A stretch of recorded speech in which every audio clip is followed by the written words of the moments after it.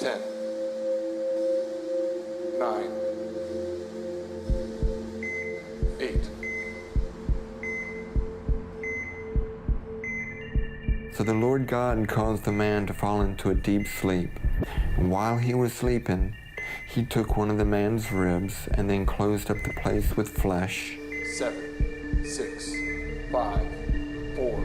I was born a male. I started living as a female when I was 19 years old, had a sex change when I was 30 years old. I've now been living as a woman for 28 years, and I fully regret this. Nobody can change genders. It's impossible. It's delusional. It's a mental illness.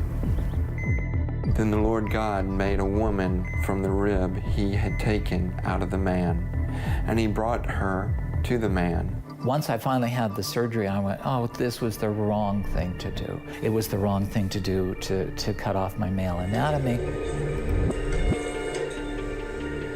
The man said, "This is now bone of my bones and flesh of my flesh. She shall be called woman, for she was taken out of man. That is why a man leaves his father and mother and is united to his wife, and they become one flesh." The fact of the matter is that 40% of people who are attempting suicide are people who regret ever changing genders. Lift off, Falcon 9. Vehicle clear to 9.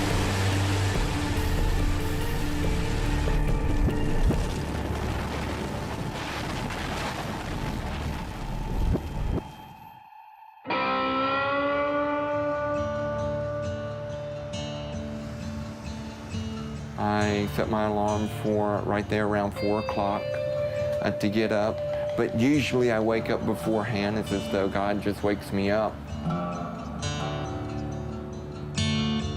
I read the Bible, and then I pray, and then I try to be still and listen for His voice, His guidance. Hi, my name is Billy Burley. I'm living here in Lompoc in this house, and I used to work for NASA. Y'all come on in and let me show y'all around the house a little bit. So the weather over here in Lompoc is exceptional. We don't have air conditioning over here, and so we keep the doors and windows open for a good bit throughout the year.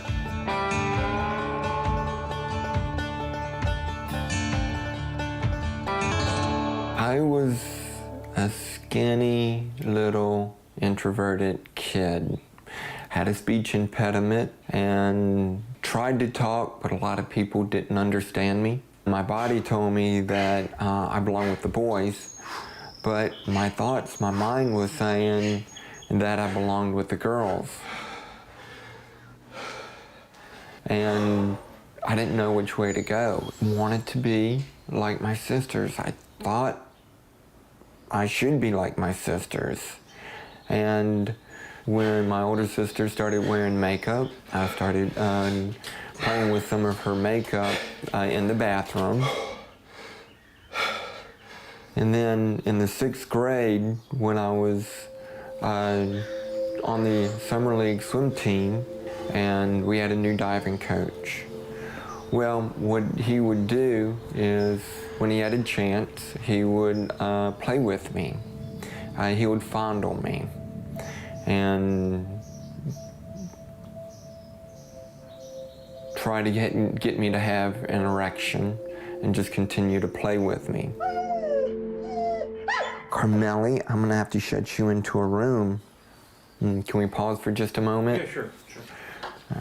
Come on, Carmel, let's get you into a room back here. You are gonna keep moving around. Come on.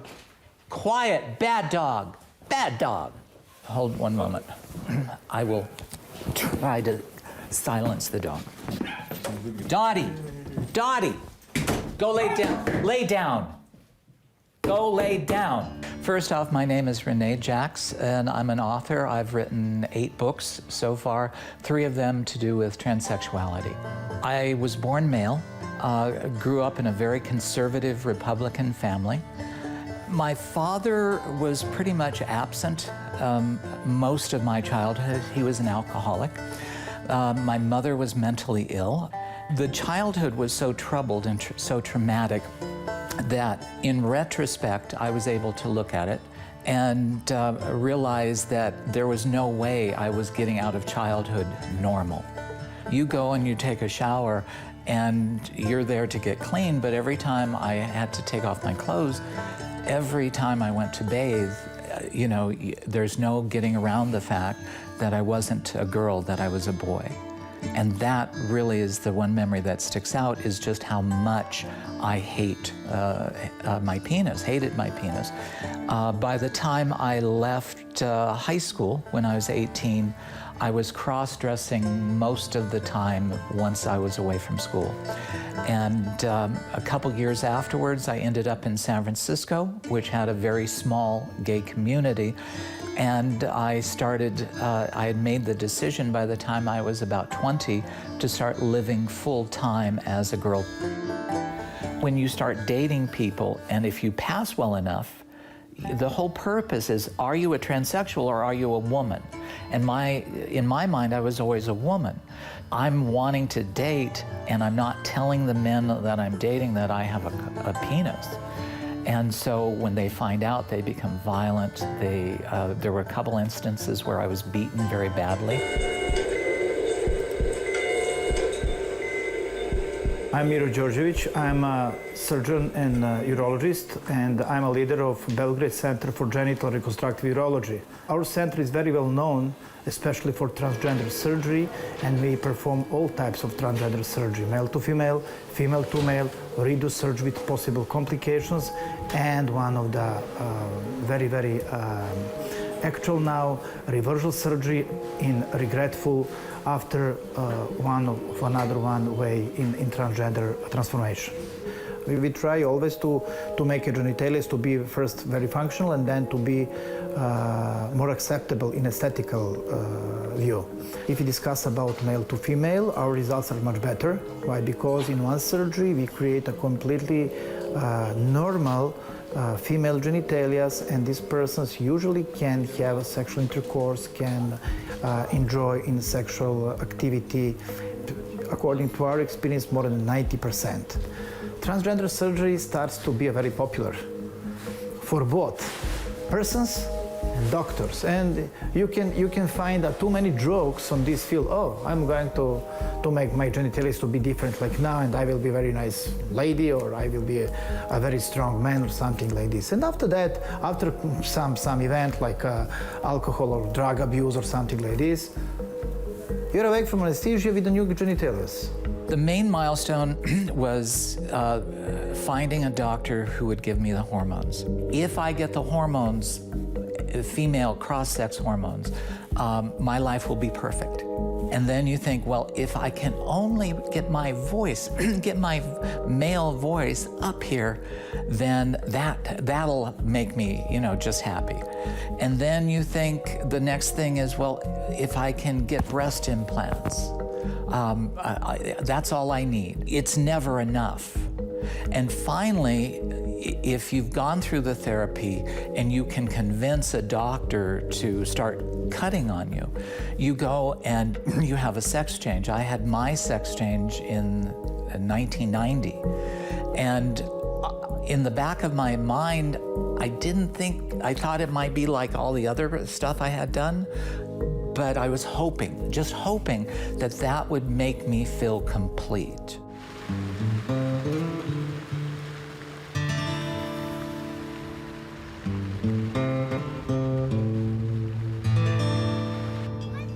I don't want to get in there. So why would you tell your neighbor that you did something that was so stupid? It's absolutely ridiculous to tell a neighbor, hey, I was a transgender and I've detransitioned. Pretty embarrassing to go through a gender change, to be that stupid, to believe that you can actually change genders. You got to be pretty ill-equipped to handle the truth.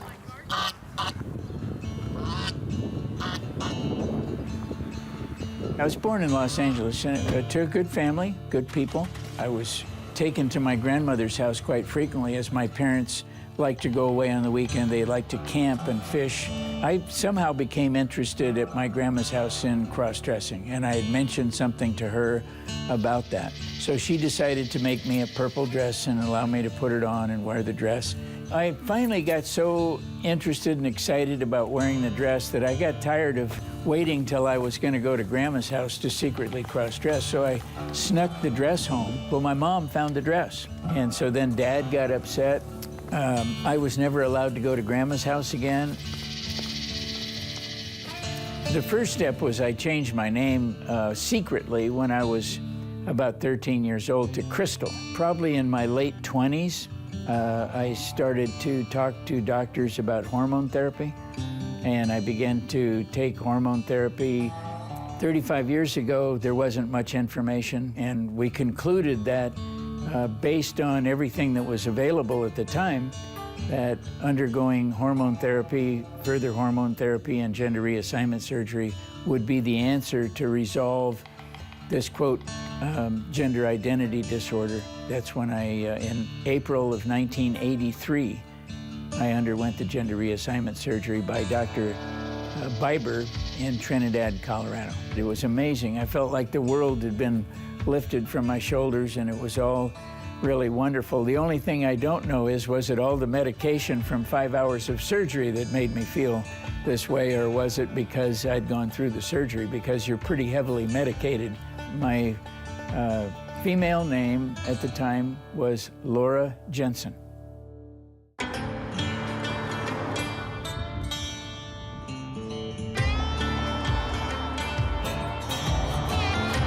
Lompoc is a nice town. It's quiet and it's small. I was a little bit apprehensive going into surgery, but also a little excited too. Finally, we're at this point.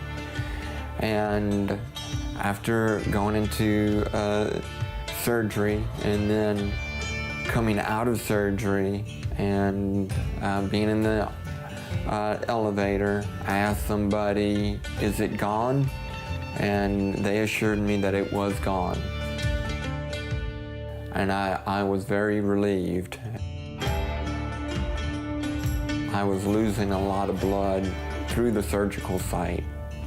What they did was kept putting gauze into my new vagina, but I was excited. I was excited that finally this is done.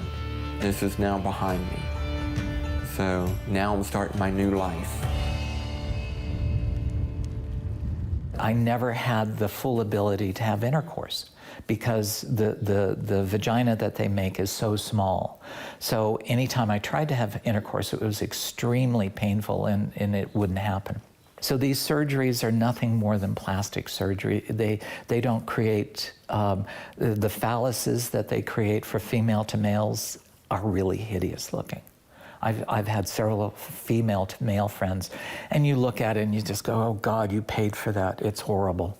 The sex change didn't solve my discomfort. The doctors who are honest will say that the gender dysphoria is always there. And it's because the confusion is, it's not so much, it starts out being about your anatomy, but really what it's, you don't like yourself.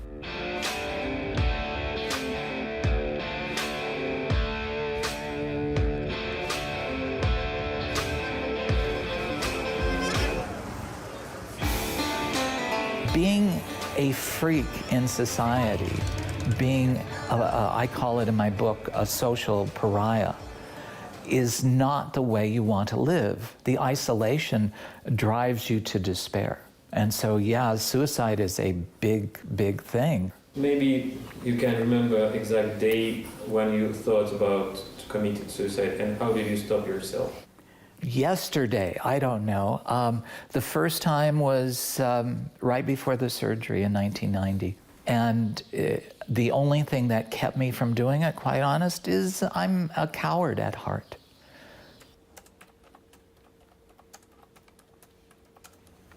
Just was so deeply disturbed. At the time, I wanted to end my life, and somebody I knew had some cocaine, so I attempted to use it to kill myself. And it obviously didn't work, but my heart was pounding so hard after I took it that I thought it was going to come out of my chest.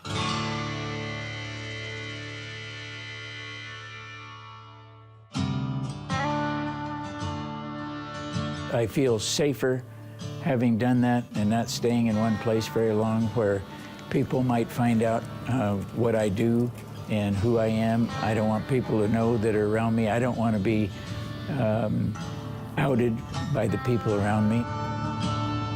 I was leaving church one day on Sunday 3-4 years ago now, and I got an email that said, "I'm ready to commit suicide. Can you help me?" And it was a transgender who had lived the transgender life for 2 or 3 years and was totally discouraged with it. I was actually exchanging information and talking with him on some level up to 5 times a day to keep him from committing suicide. He eventually restored his life. He detransitioned back. This is my entire office right here. My computer, my desk, my chair, my slippers, and this is where I sit and work. I don't need any more than this. Everything that I do is right here on the computer or on the phone talking to people. I've detransitioned now for 25 years, a little longer. And so it was when I detransitioned that everything began to make sense to me. And when I realized that how important it was to detransition to become psychologically, emotionally, and socially a healthy person, that I wanted others who wanted to detransition to have a way to come back to that same experience that I have. And if they have regret and want to detransition, I've built a website for them, sexchangeregret.com. How are you? Doing good today, doing good. How about you and KC? Yeah, we're doing good. Billy contacted me by email like most people do, and we began to exchange information, and I talked to him on the phone. His story was just like mine. He was sexually abused. I was sexually abused, and that was kind of the trigger point of changing genders. Come on, kids. Come on, come get your clothes on. Come on. Come on, buddy.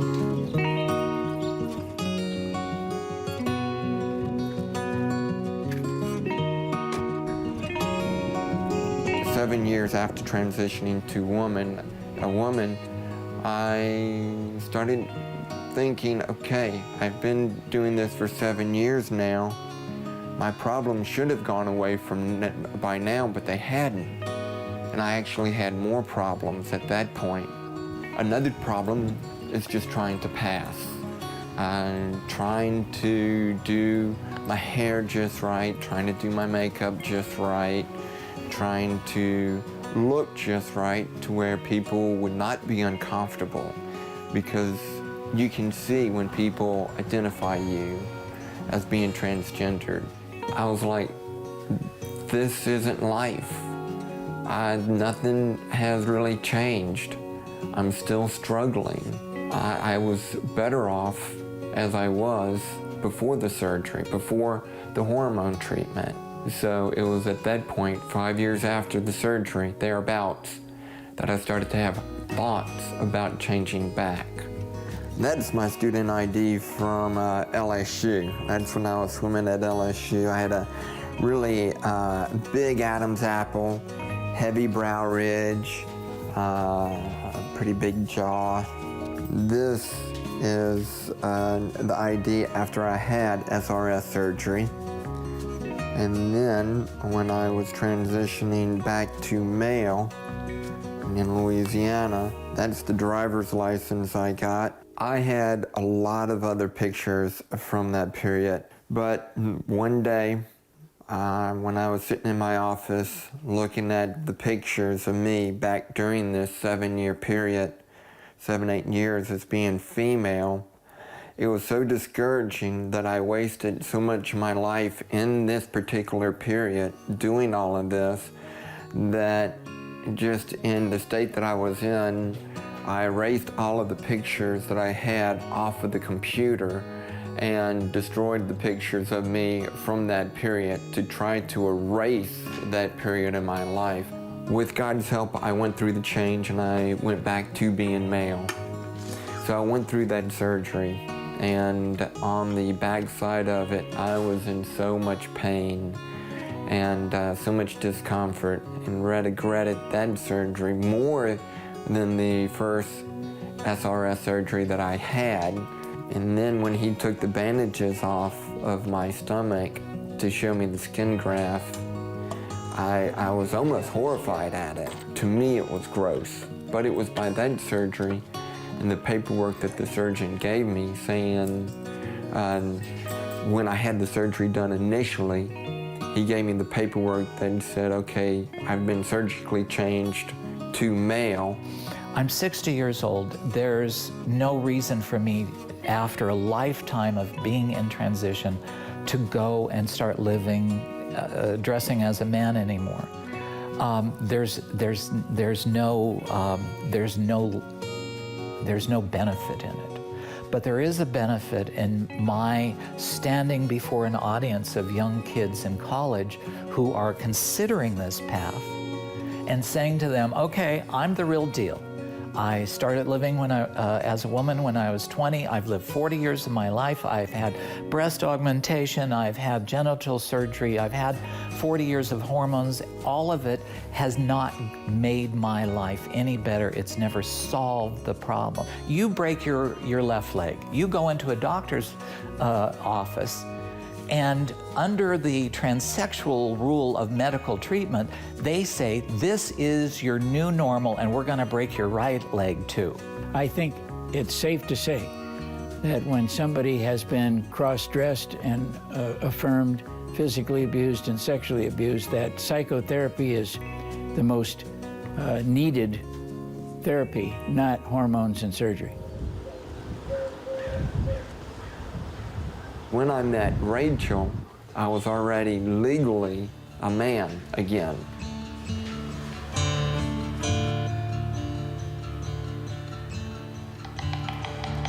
Hey, baby doll. How was your day?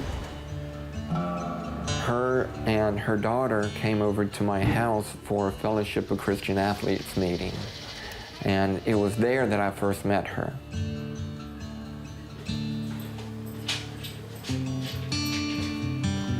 And that was in 2010. And from there, I invited her for a coffee. And I didn't know what that meant. So I asked one of my classmates, what does that mean? One of my younger classmates. So she said, well, that's a safe way for asking for a date or trying to meet up with somebody. I shared with her my past and what had happened and how I was. And at that time, she said, okay, let's be friends. We shared the same interests, like what I was saying. We both liked doing, especially swimming, but triathlons, we liked hiking. I don't know, I know he will say he remembers one time we went on a hike and we sat down for a rest and on a bench, and I kind of sat close to him and put my head on his shoulder. And it was at that point I knew our relationship was changing, and that it was okay for me to start pursuing Rachel in a romantic way, and I did. Excellent. You're good. The intimacy between Rachel and me, with me being surgically altered, I cannot come to an orgasm. So Rachel and I, we enjoy intimacy. Oh, isn't that wonderful, fresh air? Fresh air is good. It is beautiful, and I'm praying for a little bit more rain, because if you notice up here, the green is starting to turn back to brown. He asked me pretty soon, after a few months, if I'd marry him. And I think I thought about it for not too long, maybe a week or two, and responded yes. My older daughter said it probably best is they wanted me to be happy.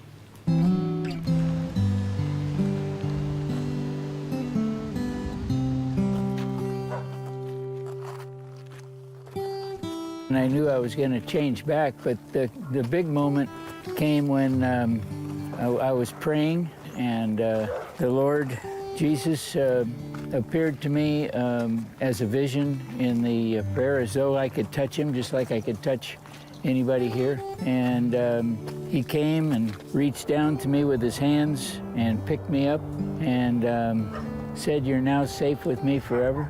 And it was at that moment that my life changed in a split second. Look at this, I'm healthy. Many of the people who've gone through this before me are dead. They're alcoholics. They're still struggling with their identity, and I'm alive and well and healthy and married for 21 years to my wife. That's redemption, restoration, and I'm helping other people. What other thing that's better in life when you're reaching out and helping other people with their life?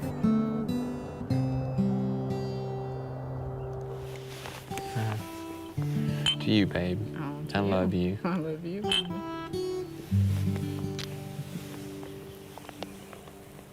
Did you taste it? It's kind of tough. It is. But it's still pretty. It's still pretty tasty. I am so happy I am the way I am now. Even though I have problems, I have a choice to let my problems burden me, or to look up, to see each day as a beautiful day, and just to enjoy life. In his hands, he's got you and me, baby. In his hands, he's got you and me, baby. In his hands, he's got the whole world in his hands.